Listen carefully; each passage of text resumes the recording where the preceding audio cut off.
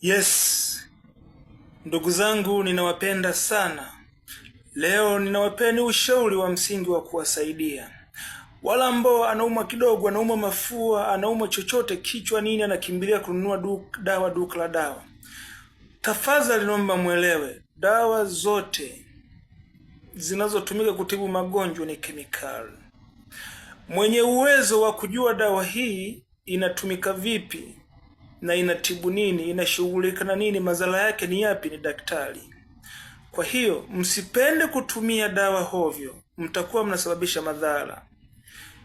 Madhara sio lazima yawe kuumwa, unaweza ukasababisha hata usugu wa hivyo vimelea. Kwa hiyo ninawashaurini sana, tuache mara moja tabia ya kutumia dawa bila ushauri wa daktari. Elimu hii ni ya bure kwa leo.